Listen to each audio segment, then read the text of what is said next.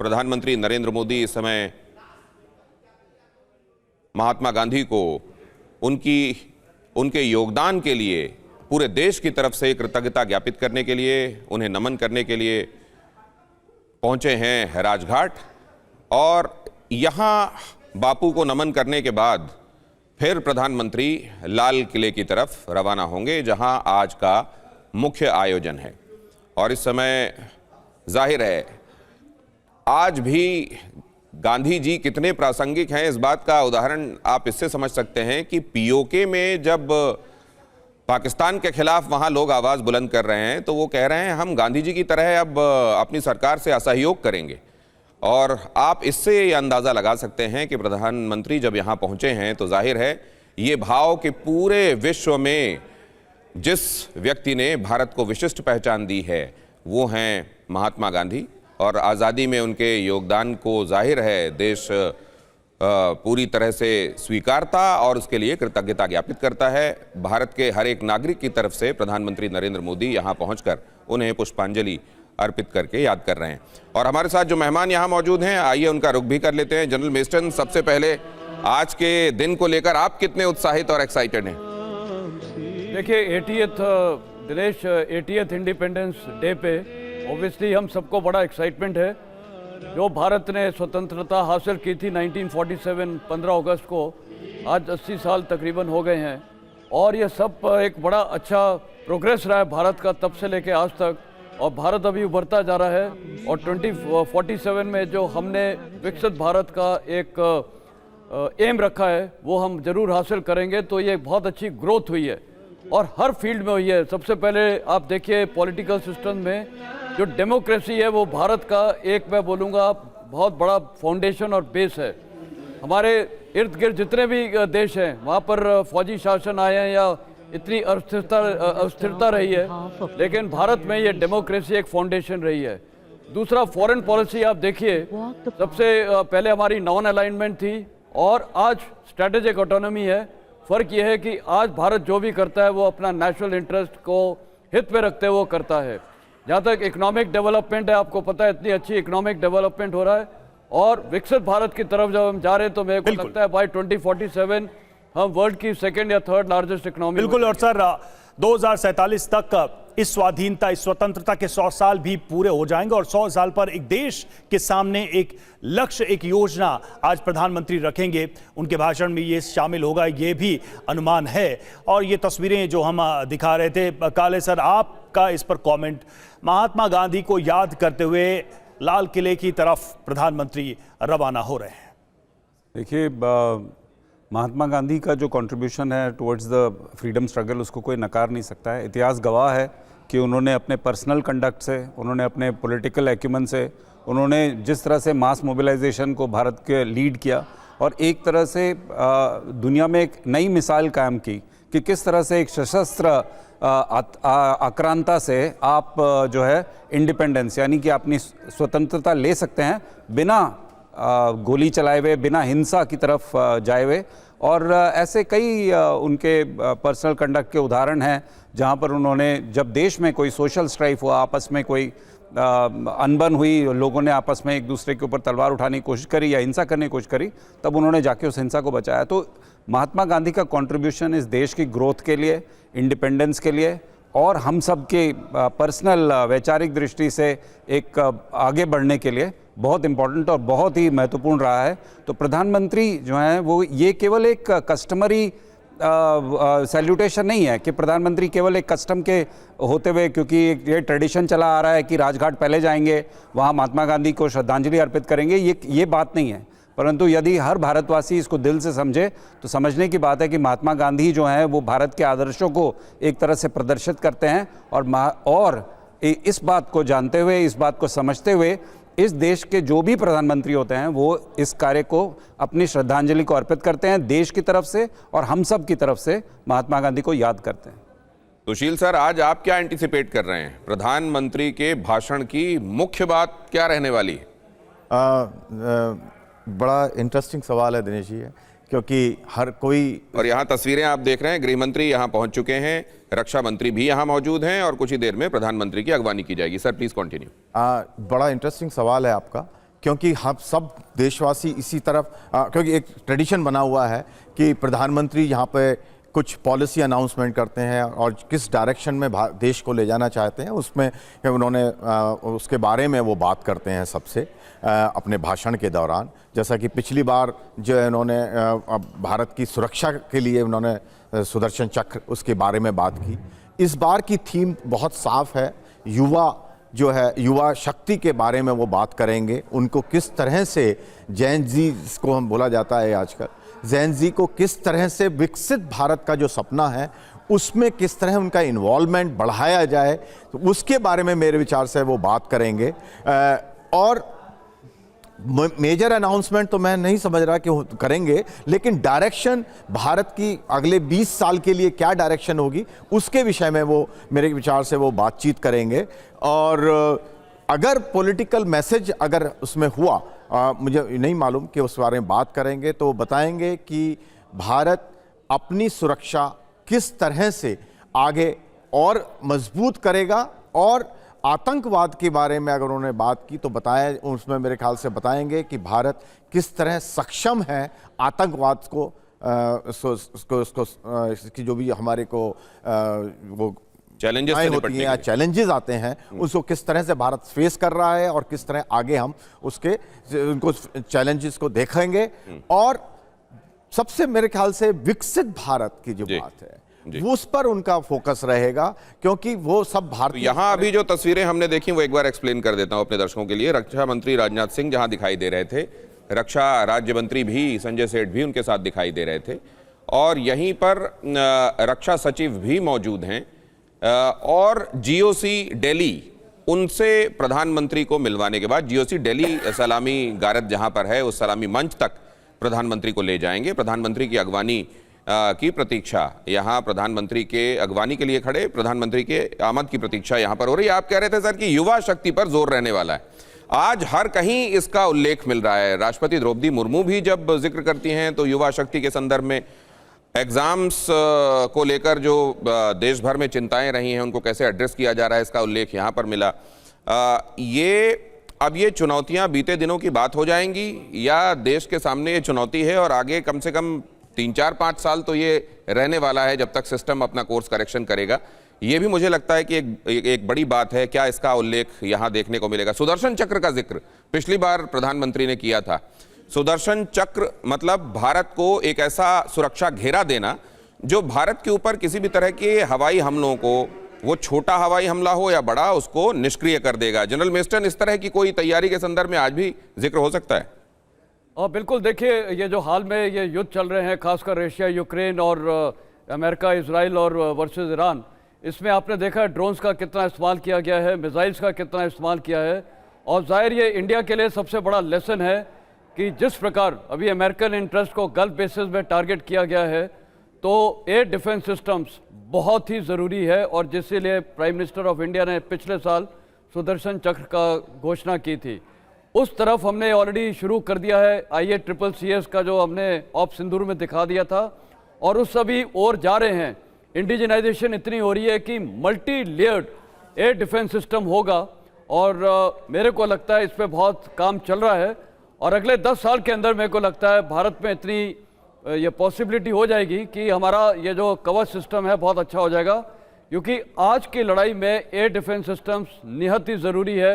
और जो cheap drone systems हैं वो आपने देखा है किस प्रकार ईरान ने और ये रशिया यूक्रेन के बीच में कहाँ डैमेज कर रहे हैं। तो उस लिहाज में मेरे को लगता है ये बहुत ज़रूरी है, और इस पर भारतीय सेना काफ़ी प्रोग्रेस कर रही है। और इंडिजिनाइजेशन भी अभी इतनी चल रही है कि प्राइवेट सेक्टर भी इसमें अभी काफ़ी भारी मात्रा में जा चुका है। प्रधानमंत्री का काफिला पहुंच गया सर लाल किला। अपने दर्शकों को यह भी बता दें, आप जो कह रहे हैं कि इंडिजिनाइजेशन कितना ज्यादा हम स्वदेशी तरीके से निर्मित करने लगे हैं रक्षा सुरक्षा के उपकरणों का, उसका भी जिक्र हो सकता है प्रधानमंत्री अपने काफिले के साथ लाल किले के करीब पहुंचते हुए। रवि, बिल्कुल, और बस थोड़ा सा इंतजार, जैसा कि समय है तय 7:30 के बाद ये झंडा फहराया जाएगा, ये मुख्य कार्यक्रम होगा। ठीक उसके पहले की ये तस्वीरें जब प्रधानमंत्री यहाँ पहुँच रहे हैं, जैसा कि दिनेश ने बताया कि यहाँ पर गृह मंत्री, रक्षा मंत्री पहले से ही मौजूद हैं। सभी कैबिनेट मेंबर्स यहां पर दिखाई दे रहे हैं, लेकिन प्रधानमंत्री के आने का इंतजार था। चूंकि वो राजघाट पहले गए, वहां महात्मा गांधी को पुष्प अर्पित किया और उसके बाद वो सीधे लाल किले के प्राचीर की तरफ रवाना हुए। अब देखिए प्रधानमंत्री का काफिला लाल किले पर पहुंचने पर माननीय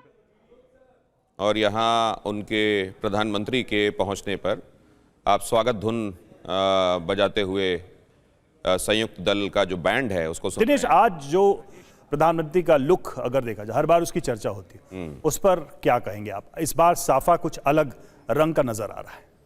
हर बार इस पर निगाह रहती है और अभी तो बहुत डिकोड किया जाएगा आज पूरे दिन भर उनकी वेशभूषा को, उनकी चाल ढाल को, उनके कहे हुए शब्दों को आज पूरे दिन देश और विदेश में डिकोड किया जाने वाला है। लेकिन क्या खूबसूरत तस्वीर आप यहाँ पर देख रहे हैं। लाल किले को बैकड्रॉप में आप देख रहे हैं और सामने प्रधानमंत्री का काफिला यहाँ पहुँचता हुआ। ये जो आपने बर्ड्स आई व्यू देखा था, ये विहंगम तस्वीर, ये विहंगम दृश्य आपको बता। और ये मैं कह रहा था आपको, देखिए कतार से खड़े हुए रक्षा मंत्री राजनाथ सिंह, उनके साथ रक्षा राज्य मंत्री संजय सेठ और उनके साथ हैं रक्षा सचिव राजेश सिंह माफ कीजिए, और राजेश सेठी जीओसी, लेफ्टिनेंट जनरल राजेश सेठी, जो कि इस सलामी गारद के निरीक्षण के लिए प्रधानमंत्री को यहां से आगे ले जाएंगे। तो ये औपचारिकता यहां पर हो रही है, रक्षा मंत्री वेलकम करते हुए प्रधानमंत्री को। सचिव Shri Rajesh Kumar Singh, guard of honour में थल सेना दस्ते की कमान संभाली है मेजर आदित्य शर्मा ने, नौ सेना दस्ते की कमान लेफ्टिनेंट कमांडर नीलम राणा और वायुसेना दस्ते की कमान स्क्वाड्रन लीडर विपिन कुमार संभाल रहे हैं। दिल्ली पुलिस दस्ते की कमान एडिशनल डीसीपी श्री विनीत कुमार संभाल रहे हैं। प्रधानमंत्री महोदय का विधिवत स्वागत लाल किले की प्राचीर पर रक्षा मंत्री श्री राजनाथ सिंह, रक्षा राज्य मंत्री श्री संजय सेठ, रक्षा सचिव श्री राजेश कुमार सिंह, जिन्होंने प्रधानमंत्री महोदय का परिचय कराया है Delhi GOC Delhi area lieutenant general Rajesh Sethi से। और अब गार्ड ऑफ ऑनर माननीय प्रधानमंत्री महोदय को पेश किया जाएगा।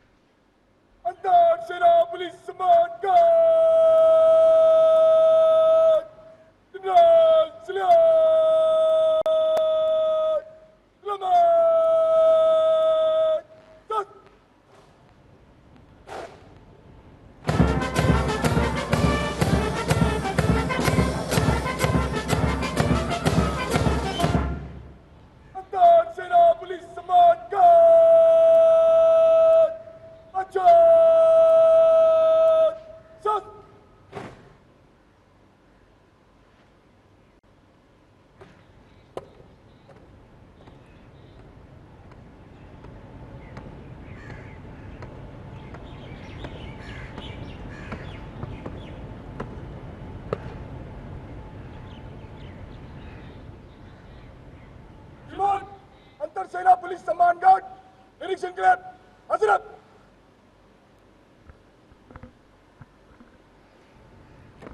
गार्ड कमांडर द्वारा माननीय प्रधानमंत्री महोदय से सलामी गारद के निरीक्षण का अनुरोध और उसे स्वीकार करके वे सलामी गारद की ओर बढ़ रहे हैं।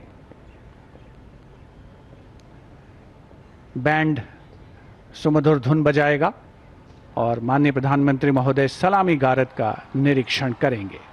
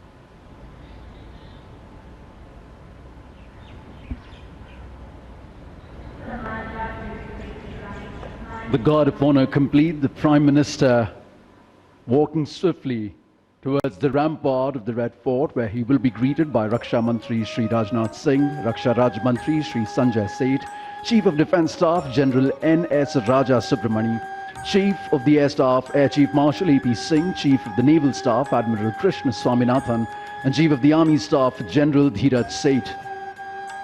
The General Officer commanding Delhi area will conduct the Prime Minister to the dais on the ramparts to hoist the national flag. The Prime Minister swiftly, smartly walking through the Lahori Gate, now moving towards the central courtyard right behind the ramparts of the Red Fort. सम्मान गारद का निरीक्षण करने के उपरांत प्रधानमंत्री महोदय लाल किले की प्राचीर की ओर अग्रसर विशाल और भव्य लाहौरी गेट प्रवेश के लिए, जहां पर एक काठ का पुल है, 41 फीट ऊंचा और 24 फीट चौड़ा ऊंचा मेहराबदार दरवाजा, जिसकी 3 मंजिलें हैं। प्रधानमंत्री महोदय लाल किले की प्राचीर की ओर अग्रसर हो रहे हैं और कुछ ही समय के उपरांत वे यहां उपस्थित अपार जन समूह को संबोधित करेंगे, ध्वजारोहण करेंगे। Captain Sonia Singh Chauhan will assist the Prime Minister in hoisting the national flag. It will be synchronized with the 21-gun salute by the valiant gunners of the 172-1 field battery ceremonial. The ceremonial battery, utilizing the indigenous 105mm light field guns, will be commanded by Major Pavan Singh Shekhawat.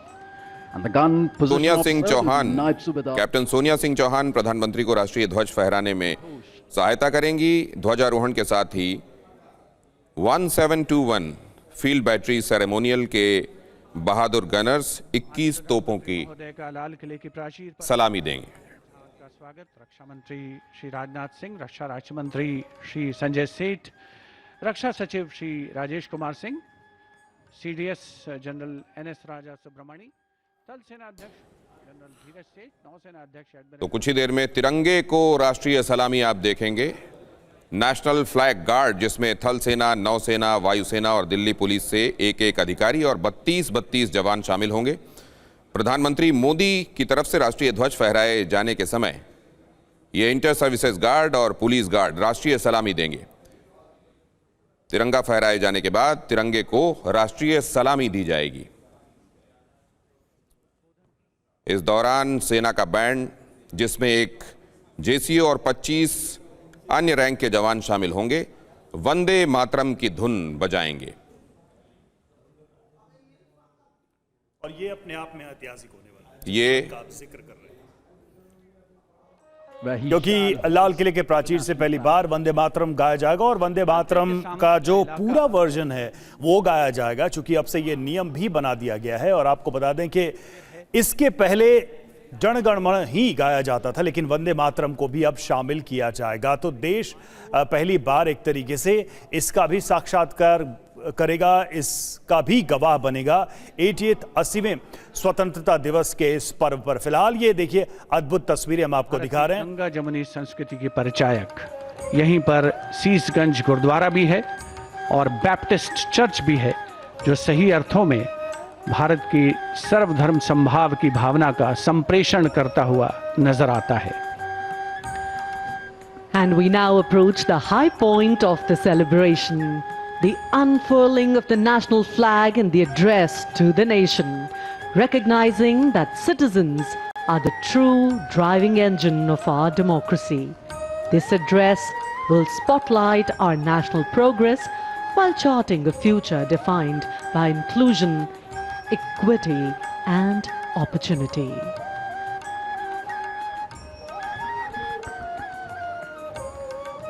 उपस्थित जनसमूह उत्कंठा से प्रतीक्षा माननीय प्रधानमंत्री महोदय के उद्बोधन की। लाल किले की प्राचीर के सामने जो नेशनल फ्लैग गार्ड मौजूद है, वहां पर संयुक्त टुकड़ी के साथ थल सेना का बैंड भी है, जिसमें एक जेसीओ और 25 अन्य रैंक वाले थल सेना बैंड की मौजूदगी है, जिसका संचालन सूबेदार ईश्वर सिंह कर रहे हैं। विशिष्ट अतिथिगणों का आगमन हो चुका है, सब अपनी जगह पर विराजमान हैं। राष्ट्रीय ध्वज फहराने और राष्ट्रीय सलामी लेने के दौरान थल सेना, का बैंड राष्ट्रगीत की धुन बजाएगा और देश के स्वाधीनता दिवस के पावन अवसर पर पहली बार लाल किला परिसर पर उपस्थित हर व्यक्ति द्वारा राष्ट्रगीत का गायन किया जाएगा। Let freedom reign. The sun never set on so glorious a human achievement. As the Honorable Prime Minister Shri Narendra Modi himself said, the price of independence was heavy. जैसा अभी आप सुन रहे हैं, सेना का बैंड Absolutely. जिसमें एक JCO 25 दूसरे रैंक के जवान शामिल हैं, वंदे मातरम की धुन बजाने वाले हैं। लाल किले पर मौजूद सभी लोग इसके साथ राष्ट्रगीत का सामूहिक गायन करेंगे। 150 वर्ष वंदे मातरम, जिसने स्वतंत्रता की लड़ाई लड़ने वाले हमारे वीर सेनानियों के रगों में जोश भरा, जिनको एक किया, उस वंदे मातरम के लिए कृतज्ञता ज्ञापित करने का आज विशेष दिन। आप जानते हैं, अब वंदे मातरम को विशेष दर्जा भी एक्ट बनने के साथ ही मिल चुका है। आज वंदे मातरम स्वाधीनता दिवस पर लाल किले की प्राचीर से पहली बार इसका पूरा गायन आप सुनेंगे। सभी लोग इसको गाते हुए, सम्मान देते हुए दिखाई देंगे। राष्ट्रगीत का सामूहिक गान होगा और उसके बाद राष्ट्रगान गाया जाएगा। हमारे 80वें सेना के बैंड का संचालन इस दौरान सूबेदार ईश्वर सिंह कर रहे हैं इस बार जो और उसके फौरन बाद जिस समय राष्ट्रीय ध्वज फहराया जा रहा होगा, लगभग उसी समय भारतीय वायुसेना के 2 MI-17 हेलीकॉप्टर्स कार्यक्रम स्थल पर पुष्प वर्षा करेंगे और इसमें से एक हेलीकॉप्टर राष्ट्रीय ध्वज जबकि दूसरा वंदे मातरम अंकित ध्वज लेकर उड़ान भरेगा। सरोवर इन हेलीकॉप्टर्स की कमान विंग कमांडर रजत और स्क्वाड्रन लीडर अंकित वार्ष्णेय संभाल रहे हैं। कितने पुष्प वर्षा उल्लसित के हैं बाद कि प्रधानमंत्री मोदी राष्ट्र को संबोधित करेंगे। समारोह का हिस्सा बन करके गणतंत्र दिवस समारोह में 2026 का जो संस्करण था उसमें एनक्लोजर्स के नाम नदियों के नाम पर रखे गए थे और इसी परंपरा को आगे बढ़ाते हुए इस वर्ष स्वाधीनता दिवस समारोह में जो एनक्लोजर्स हैं उनके नाम भारत की प्रमुख झीलों के नाम पर रखे गए हैं। Especially for India's 80th Independence Day celebrations, a Surya Path Tiranga, a global digital and physical relay initiative was launched under the Har Ghar Tiranga campaign. महत्वपूर्ण है और जनरल मेस्टन से मैं इस पर टिप्पणी भी लेना चाहूंगा। जनरल मेस्टन, यहाँ लोगों के लिए जो दीर्घा बनाई जाती है उसमें एनक्लोजर्स का नाम भी हर बार अलग अलग थीम पर होता है। जैसे कभी नदियों के नाम पर देश की नदियां, महत्वपूर्ण नदियां, कभी महत्वपूर्ण, इस बार महत्वपूर्ण झीलों के नाम पर ये एनक्लोजर्स नाम रखे गए। सामने ये जो इमारतें अभी दिखाई जा रही थीं, जिसमें गौरी शंकर मंदिर भी दिखाई देता है, जैन मंदिर भी दिखाई देता है, जामा मस्जिद भी दिखाई देती है, गुरुद्वारा भी दिखाई देता है और उधर बाप्टिस्ट चर्च भी दिखाई देती है। ये कुल मिलाकर ये है हमारे भारत की स्ट्रेंथ। बिल्कुल दिनेश, देखिए भारत की स्ट्रेंथ है हमारी संस्कृति, हमारा सिविलाइजेशन, इंडियन सिविलाइजेशन, और यही दर्शाता है इंडियन सिविलाइजेशन। जैसे आपने बताया, अभी लेक्स के ऊपर नाम दिए गए हैं एनक्लोजर्स के, और दूसरा जितने भी वहाँ सर्वधर्म स्थल है, और भारतीय सेना एक वो इतिहास है कि वहाँ पर सर्वधर्म स्थल होता है। तो यहाँ पर भी सर्वधर्म स्थल तो नहीं है लेकिन सारे तकरीबन दिख रहे हैं और एक ही जगह पे हैं। तो ये दिखाता है कि ये भारत की संस्कृति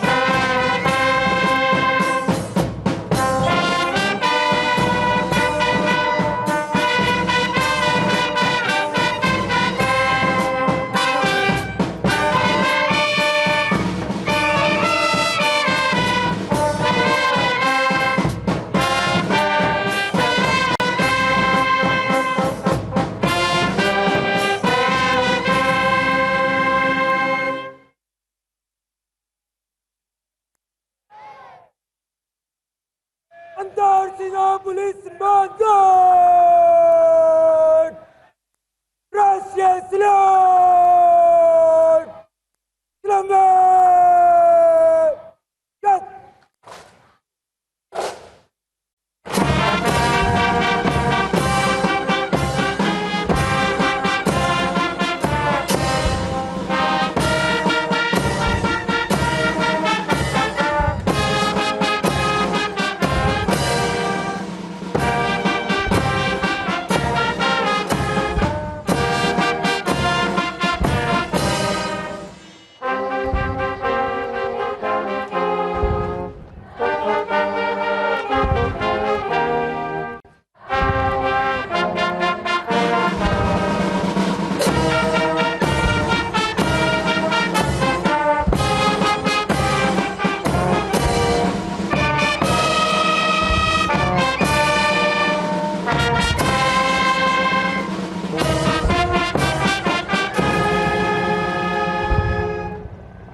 Antar-Sena Police Vanguard!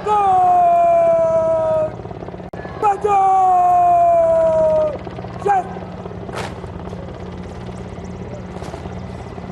Antar-Sena Police Vanguard! After the hoisting of the national flag by the Honorable Prime Minister and the 21-gun salute, flower petals being showered at the venue by two Mi-17 helicopters of the Indian Air Force, one trooping the national flag and the other trooping a flag depicting Vande Mataram.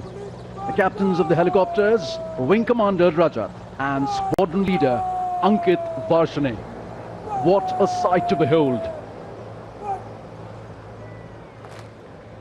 Vande Mataram के 150 वर्ष पूरे होने के शुभ और पावन अवसर पर Mi-17 helicopters का झंडा लेकर आसमान में विलीन होते हुए और अब माननीय प्रधानमंत्री महोदय के उद्बोधन की प्रतीक्षा। प्रधानमंत्री महोदय विशिष्ट दर्शक दीर्घा में मौजूद विशिष्ट अतिथिगणों को अभिवादन करते हुए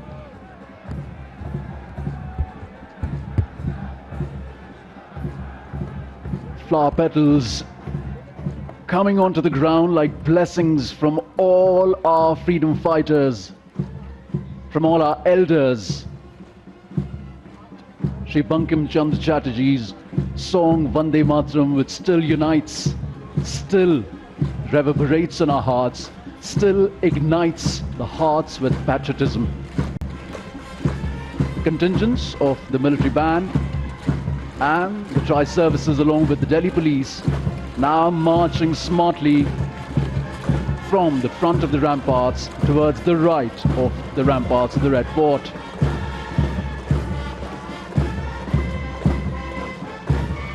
What a march, stoic and precise.